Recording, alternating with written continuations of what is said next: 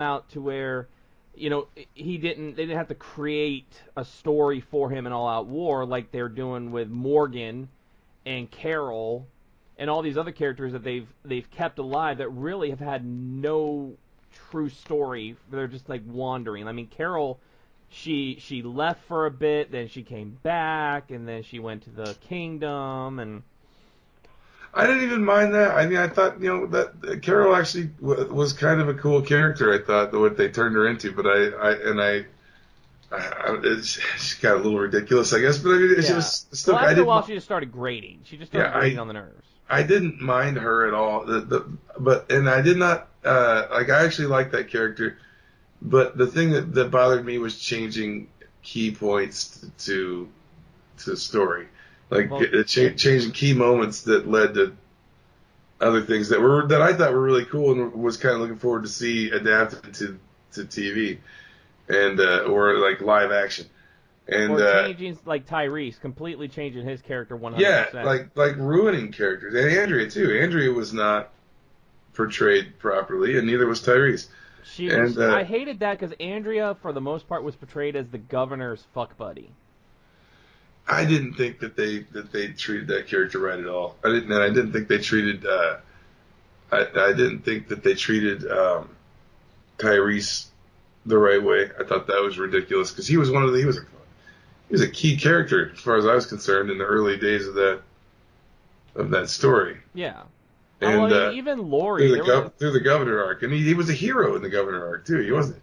He died trying to fight, and they just made him get bit in the show, and they just kind of dumped him out on the road. Yeah, and I mean, well, like even Lori, making her die in childbirth instead of the horrific death that she did end up dying. And the biggest thing was for me, the other thing was putting so much emphasis on Judith. Because, I mean, now you got to create... I mean, Judith died in the comics. Now you got to create this whole story of who's... Basically, Judith's storyline is who's carrying her this week. Who's holding her this week. Like I said, I don't even mind adding those additions to kind of flesh out. Because, like, I'm sure it's not easy to take... a comic book that's, tells a story in a few pages. It's not. With artwork. And then flesh that out into a full... Well, yeah, I mean, the first episode, Andrew Lincoln blows a little girl's head off. So I didn't think that if they would have done it tastefully, that would have been... They could have implied how it happened. Darabont could have done... I'm sure Darabont could have done it properly. But I had really no problem with like you said, up until they got to the weird, when they started messing with All Out War to the point where entire character, like they killed Bonnie off like way early, and she was the one that was supposed to do like the zombie deal in the box. But I mean, then even that was all different because it was Negan knew she was dead and like pushed her at Rick inside the gate. Yeah. Because she had taken his place in the plan to crash through the gates. It just didn't seem like... In the comic book, All Out War was this huge weekly story. Yeah, well, it was 12 issues in 6 months. Yeah. And so it was like a full year of story crammed into 6 months in it. And, well, I mean, then there was like the big, like double issues and stuff. I think there was a couple double issues in there too. And, but man, I thought there was enough there that they could have just adapted it fairly well, straightforwardly, and done a good job. And there's just obvious places where they like, we're definitely not going to do it this way. And it almost felt like a fuck you from the show to people that really liked it. Right. And it started to, I was with it all the way up to the midpoint of the last season, like last year, I think. I even stayed with it, like, okay, I can get past the garbage people, I can get past this, and then the part where they just totally, for good, lost me was that last episode where Carl has to bite. And I was like, are they really fucking doing this? Are you kidding me? Which is I was also, like, I'm so out now at this point because now they fucked up Lydia and Carl. They fucked up that whole storyline with the struggle between the Whisperers and Alexandria, and they fucked up Negan's the sub like story where Yeah. he's trying to redeem himself in Rick's eyes so he can get out of the cage and live free again, and it's And like like, all of that is fucked now. and I mean, like some of the deaths on the show were on point. But then there are those certain deaths that it just seems like it was like, oh well, this person died this way in the comics. Let's put it on this character in the show. You know, like we said, Herschel's death in the show was Tyrese's death. Yeah. And really, Carl getting bitten in a battle and not knowing about it was Andrea's death. Yeah. But Carl's death in the show did not have the same impact that it did when it was Andrea in the books, because when that was a whole issue. It was another punk death like Tyrese. Like Tyrese just got bit off camera, and that's it. He's just gone. So it's so stupid, and it's like why? And then it turns out from everything, and I totally do not believe that. I swear some Hollywood lawyers or something got Chandler Riggs and his dad said, "Shut the fuck up, don't talk."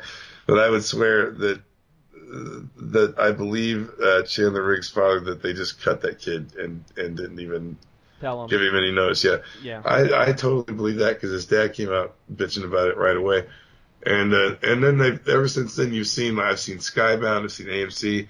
They are putting Chandler Riggs everywhere on little shit. Like they're trying to say, look, see, he's okay with this, and it just seems so fake and so like non-genuine. So they lost me with that. With the Carl bite, I was like, no, that's it. And I haven't watched since. I haven't watched anything after that. It freed up your Sundays. It did, yeah. Well, and then Stars cancels Ash vs. Evil Dead. Like my only other show that I watched. Your Sunday night is like wide open now. Yeah, it's dead. There's nothing. Which is fine, because that leads you to going on Netflix or Amazon, finding some more good horror films. Oh, yeah, Oh man, I've been watching some bad movies too, and man, I've got some good ones. I got to go to my list and. We got to get back on the commentary track. We've got so many we need to do. We got to get back on the. Well, I do want to do that Alice in Wonderland one because I always thought that one would be really funny. Like it's so funny. It's funny on its own, just when you see who is playing what character. Well, exactly. It's like they've got a lot of old TV actors and stuff. A lot of guys that old school. Like character actors and stuff that you've seen in everything. Yeah, exactly. Sid Caesar's in it. Telly Savalas. And then, you know what actually would be good to do? Is there was that one, but then there was one they did in 98, 99, which was a TV one, and it had like Martin Short and George Wendt. Yeah, I kind of remember. I like the old one though, because the old one wasn't like Sammy Davis Jr. and. Yeah, Sammy Davis Jr. was the caterpillar. He was the caterpillar. Ringo Starr was the mock turtle. That's just bizarre. You had both. That's going to be funny to comment on. You had both John Stamos and Scott Baio. And then of course, now you got to remember this was like they did both Wonderland and Through the Looking Glass. So there's two movies. So the one we're first going to do Wonderland. Then we can do Through the Looking Glass, and in Through the Looking Glass is the one with Stamos, Scott Baio. Okay. Beau Bridges is in it. Beau Bridges is in it, and of course the man from Atlantis, Patrick Duffy. Hey man from Atlantis is great. Hey man, they put the entire series of Step by Step on Hulu, so I had Patrick Duffy for days. Patrick Duffy. I'll stick with Man from Atlantis. Was this movie I saw? It was on Red Letter Media did a review of it, and it was kind of funny. But I looked it up on YouTube, and it's on here, and it's called Kill Squad from 1982. So that's another one that'll be funny to do. Well, with that, let's go ahead. Let's take a pause for the cause, and let's talk about our great sponsor, Foder. Hey, Chief, you know those great banners I make for the show every single week? Yeah, I just saw the new one, the Thanos one. You know how I'm creating those banners? I've got an idea, but why don't you tell everybody? We're using Photor. That's right, Photor Web, an online photo editing service. You can edit your photos. You can do collages. You can design your own banners for everything that you do in your daily lives, whether it's YouTube, whether it's Twitch, whether you're creating that banner or poster for maybe the work potluck. You can use it. You can do it all on Photor. They got some stickers. They've got animations. They've got tools for you to be able to take your creation to the next level. Transparency tools, background templates, you name it, Photor has it. The graphic design feature of Photor Web is a one-stop shop for marketers, bloggers, and social media aficionados. Hey, that's us. Allowing anyone the ability to create their own graphics content and share on social media. This Photor Web has been a top developer awarded by Google and Facebook Messenger, has received media coverage from BBC, Lifehacker, and many more. Not only can you use Photor on your desktop, both your PC and your Mac, but you can also get the Photor mobile app on iTunes and the Google Play Store, iOS and Android. So go to www.photor.com today to download Photor. And just for you, our listeners, Photor is giving you a free 1-month pass for their pro account programming. That's right, 1 month free on Photor and on us, the Nerd Rage Renegades. We are giving back to you 100% free for 1 month. That's right. It's pretty good. It's free. And if you go to our Twitter and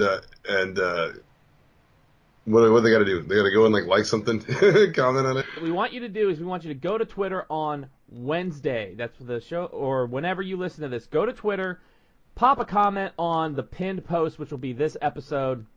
Pop a comment on there, and we will shoot you a code for the 1 month free of Photor. If you love to make collages, if you love to tweak with selfie pictures, Facebook pictures, Instagram photos, anything like that, this is the program for you. It's what I use to create all the banners every single week, and now we're giving back to you. So all you got to do, go to Twitter, find the pinned post for this episode, and just leave us a comment, and we will send you a code for 1 month free of Photor's premium application.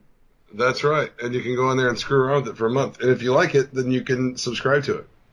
Exactly. Once again, all you got to do, twitter.com, go to the pinned post, and put a comment, and the code is yours, courtesy of Photor.com and your boys here at the Nerd Rage Renegades podcast. That's right. What I was really excited for, I watched it today. So one of my favorite, more modern Disney movies is Wreck-It Ralph. Yeah. I really think Wreck-It Ralph is a great film, and of course all the video game pop culture references in that movie. They have just dropped the second trailer for Wreck-It Ralph, for Ralph Breaks the Internet, where Ralph and Vanellope go into the internet. And it's actually pretty funny because Vanellope meets all the Disney princesses. I mean, all of them. And she kind of, they're all asking her, what kind of princess are you? Were you cursed? Did you get, were you poisoned? And Vanellope's just like, are you all okay? Do I need to call the police? Because Vanellope's like, you all are fucked up, But I really enjoyed Wreck-It Ralph. I really thought that was a great movie, the way it was done. And I can't wait for Break the Internet. Because there's so much, they're doing these type of movies. They're pulling everything, Google and eBay and all this other stuff into these films, and apparently Mario's going to be in the movie as well. I hope. Well, hopefully it's not like Food Fight where it's just a horrible. And I had a raisin for every time I heard that one. Dogs don't eat raisins. They are deadly to dogs. All right, fat cat burglar. Oh, come on, I'm Harvey Firestein. Oh, come on. Was it a rat they called cat burglar? Yeah, it was a big rat voiced by Harvey Firestein. Now, that's Harvey Firestein, not Harvey Weinstein, okay? Yeah. Harvey Firestein's two totally different guys. Harvey Firestein's completely different. He's a completely different guy. You might know him from this. He's an actor. He's an Independence Day. He's Jeff Goldblum's buddy in the beginning of Independence Day. That's right, I was in that movie. It was so